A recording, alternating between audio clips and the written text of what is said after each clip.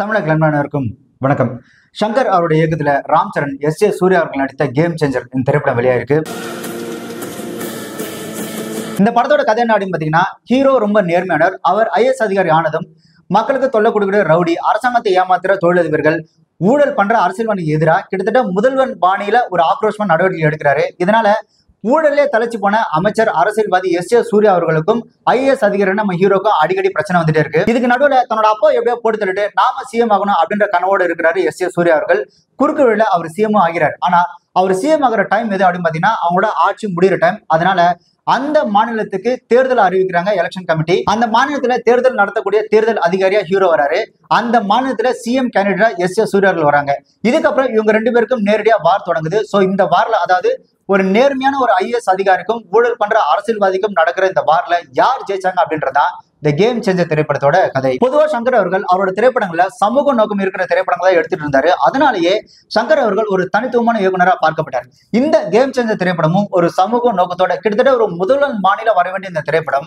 ஆனா இந்த திரைக்கதையில கோட்டை விட்டு, வசனங்களை கோட்டை விட்டு, வெறும் பிரம்மாண்டத்தை மட்டுமே நம்பி ஃபைட்டு, கிளாமர் சாங்கு, மசாலாக்குள்ள சிக்கி சின்னப்பனமா இருக்கு இந்த கேம் சேஞ்சர் திரைப்படம். இந்த படத்தோட ட்ரெய்லர்ல அன்பிரடிக்டபிள் அப்படின்ற டயலாக் வந்து ராம் சரண் அவர்கள் பேசியிருப்பாங்க.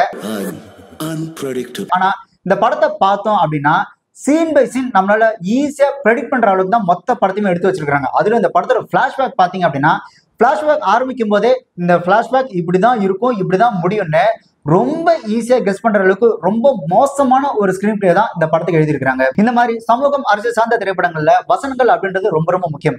இந்த திரைப்படத்துல அவர் வந்துட்டு மோட்டிவேட் பண்ற மாதிரியான வசனங்கள் பேசினாலுமே கூட அது எந்த இடத்துலயுமே ஒர்க் அவுட் ஆகவே இல்லை. அதுலயும் இவர் ஐபிஎஸ் இருந்து அதுக்கப்புறம் ஐஏஎஸ் ஆனாரு, அது ஏன் அப்படின்னு அதுக்கு ஒரு பிளாஷ்பேக், அந்த பிளாஷ்பேக்ல ஒரு சாங்குன்னு தேவையே இல்லாம இந்த படத்துல பாத்தீங்கன்னா நிறைய திணிச்சிருக்காங்க. அதுலயும் முக்கியமா அந்த ஒரு லவ் ட்ராக், லவ் போர்ஷன் இருக்கு.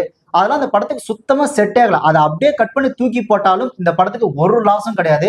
அந்த அளவுக்கு ஒஸ்டான போர்ஷனா தான் அந்த லவ் போர்ஷனே இருக்கு. பிளாஷ்பேக்ல தன்னோட காதலிக்காக இவர் கோவத்தை கண்ட்ரோல் பண்றேன் அப்படின்னு ஒரு சில விஷயங்கள் பண்றாரு. ரோட்ல டான்ஸ் ஆடுறாரு, நிறைய பைத்தியக்காரத்தனமான விஷயங்கள் பண்றாரு. இவர் கோவத்தை கண்ட்ரோல் பண்றதுக்காக ஒரு சில விஷயங்கள் பண்றாருல, அதை பார்க்கும் போதே நமக்கு கோவம் வருது. படத்துல நிறைய இரிட்டேட்டிங்கான சீன் இருக்கு. அதுல மோஸ்ட் இரிட்டேட்டிங் சீன் எது அப்படின்னு பாத்தீங்கன்னா, ரெண்டு கலெக்டர் பேசுற அந்த பார்டர் சீன். அதாவது ரெண்டு கலெக்டர் வந்து அந்த டிஸ்ட்ரிக்ட் பார்டர் பத்தி பிரிச்சு பேசுவாங்க.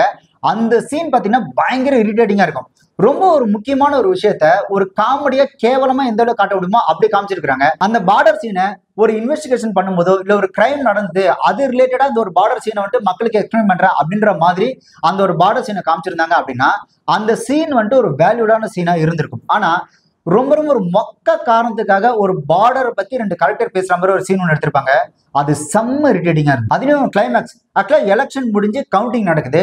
அந்த கவுண்டிங்கை நான் நடத்த விட மாட்டேன் அப்படின்னு வில்லனான எஸ் சூர்யா அவர்கள், சிஎம் கேண்டிடேட்டா இருக்கக்கூடிய எஸ் சூர்யா அவர்கள் வந்துட்டு பிளான் பண்றாரு.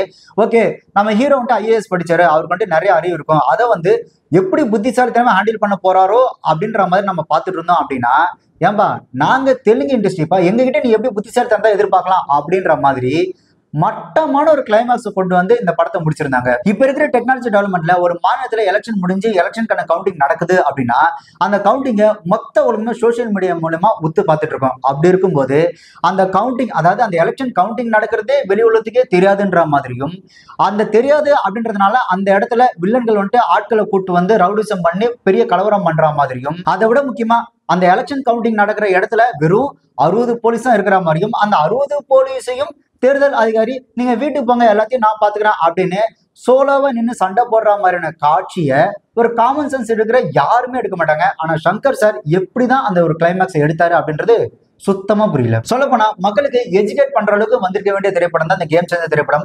ஒரு தேர்தல் அதிகாரினா யாரு, அவருக்கான அதிகாரங்கள் என்ன, அவர் இந்த தேர்தல் காலங்கள்ல எந்த மாதிரியான அதிகாரங்களை அவர் பயன்படுத்தலாம், ஒரு படிச்ச ஒரு தேர்தல் ஐஏஎஸ் அதிகாரிக்கும் ஒரு அரசியல்வாதிக்கும் இருக்கக்கூடிய வித்தியாசம் என்ன அப்படின்றத மொத்தமா மக்களுக்கு ஒரு எஜுகேட் பண்ற அளவுக்கான ஒரு திரைப்படமா அந்த திரைப்படத்தை எடுத்திருக்க வேண்டிய சங்கர் அவர்கள், ஆனா நான் சங்கர்ரா என் பிரம்மாண்டத்தை பாடுறா அப்படின்னு வெறும் பிரம்மாண்டம் குப்பை மசாலா காட்சிகளை வச்சு பயங்கரமா ஒப்பேத்திருக்கிறாரு. சங்கர் அவரோட திரைப்படங்களை எழுத்தாளர் சுஜாதா அவர்களின் இறப்புக்கு முன், இறப்புக்கு பின் அப்படின்ற அளவுக்கு பிரிச்சிடலாம். ஏன்னா சுஜாதா அவர்கள் இழந்ததுக்கு அப்புறம் சங்கரோட திரைப்படம் பார்த்தீங்கன்னா பயங்கர மோசமா தான் இருக்கு. சுஜாதா அவர்கள் மாதிரியான எழுத்தாளர்கள் இல்லாத ஒரு திரைப்படத்துக்கு எவ்வளவு பெரிய இழப்பு அப்படின்றது இந்த மாதிரியான திரைப்படங்கள் பார்க்கும்போது நல்லாவே தெரியுது. ஒரு பழமொழி சொல்லுவாங்களே, பணத்தாலே எல்லாத்தையும் விலைக்கு வாங்கிட முடியாது அப்படின்னு. அது எதுக்கு பொருந்தும் இல்லையா, கண்டிப்பா திரைப்படங்கள் பொருந்தும். என்னதான் ஒரு திரைப்படத்துக்கு 400 கோடி 500 கோடி செலவு பண்ணி ஒரு திரைப்படத்தை எடுத்தாலும் ஒரு ரசிகனோட ரசனையை விலைக்கு வாங்கிடவே முடியாது. அந்த திரைப்படம் அவன் ரசிக்கும்படியா இருந்தால் மட்டுமே அந்த செலவுகள் எல்லாமே செல்லுபடியாகும். அப்படி இல்லை அப்படின்னா இதோ இந்த திரைப்படம் மாதிரி நெகட்டி தான் போயிடும். இந்த கதை திரைக்கதை வசனங்கள்ல வந்து கவனம் செலுத்தாம நான் அந்த பிரம்மாண்ட ஜிகிஜி காமிச்ச மக்களை ஏமாத்துறேன் அப்படின்னு நினைச்ச திரைப்படங்கள் எடுத்தாங்க அப்படின்னா கடைசியில அவங்க தான் ஏமாந்தே போயிடுவாங்க. ஆக்சுவலா எத்தனை கோடியில ஒரு திரைப்படத்தை எடுக்கிறோம் அப்படின்றத தாண்டி ஒரு திரைப்படத்தை எப்படி எடுக்கிறோம் அப்படின்றது தான் அந்த திரைப்படத்தோட வெற்றி அடைஞ்சிருக்கு. இந்த படத்துல நிறைய நடிகர்கள் நடிச்சிருந்தாலும் கூட குறிப்பிட்டு சொல்லணும் அப்படின்னா அஞ்சலி அவங்க வர அந்த போர்ஷன் அவங்களோட ஆக்டிங் கொஞ்சம் நல்லா இருந்து, அதே மாதிரி ராம் சரண் அப்பா ரோல் பண்ணியிருக்கிறாரு, இந்த திக்குவாய் மாதிரி நடிச்சிருப்பாரு, அந்த ஒரு போர்ஷன் ரொம்பவே நல்லா நடிச்சிருந்தாரு ராம் சரண் அவர்கள். இதெல்லாம் தாண்டி ஜெயராம் அவர்கள், ஆக்சுவலா ஜெயராம் அவர்கள் பாத்தீங்கன்னா அத்திபூத்தா மாதிரி எப்பயாவது ஏதாவது ஒரு கவுண்டர் தான் கொடுக்குறாரு. அந்த கவுண்டர் நம்மளை ரசிக்க வச்சு கொஞ்சம் சிரிக்க வைக்குது. அடுத்து எஸ்.ஜே. சூர்யா அவர்கள், எஸ்.ஜே. சூர்யா அவர்கள் பாத்தீங்கன்னா சமீப காலமா அவர் நடிக்கிற திரைப்படங்கள்ல நம்மள வந்துட்டு கொஞ்சம் ரசிக்க வச்சிருந்தாரு. எந்த நடிப்பின் மூலமா நம்மள ரசிக்க வச்சிருந்தாரோ அதே நடிப்பின் மூலமா இந்த திரைப்படத்துல பாத்தீங்கன்னா நம்மள இரிட்டேட் பண்ணிருக்காரு. இந்த மாநாடு படத்துல கத்திக்கிட்டே ஒரு ஆக்டிங் பெர்ஃபார்மன்ஸ் கொடுத்திருந்தாருல, அதே மாதிரி இந்த படம் முழுக்க பாத்தீங்கன்னா கத்திக்கிட்டே வராரு. எனக்கு தெரிஞ்சு அவர் இந்த ஆக்டிங் ஸ்டைல கண்டிப்பா மாத்தணும். இல்லைன்னா மேலும் மேலும் நம்மள வந்து இரிட்டேட் பண்ற ஆக்டிங் தான் அவர் தொடர்ந்து கொடுக்கறதுக்கான வாய்ப்புகள் நிறையவே இருக்கு. இந்த படத்துல பயங்கரமா இரிட்டேட் பண்ணிருக்காரு எஸ்.ஜே. சூர்யா அவர்கள். படத்தோட பேர் மட்டும் தான் கேம் சேஞ்சர், பட் படத்துல எந்த சேஞ்சும் கிடையாது. பழைய உப்புமாவை கிண்டி மசாலா தனமா கையில கொடுத்திருக்கிறாரு சங்கர் அவர்கள். இது எனக்கு தெரிஞ்சு இந்த படத்துக்கு கிட்டத்தட்ட ஒரு 400-500 கோடி செலவு பண்ணிருக்கா சொல்லியிருக்காங்க. இந்த 400-500 கோடி அப்படின்றது ஆத்துல போட்ட மாதிரி தான்.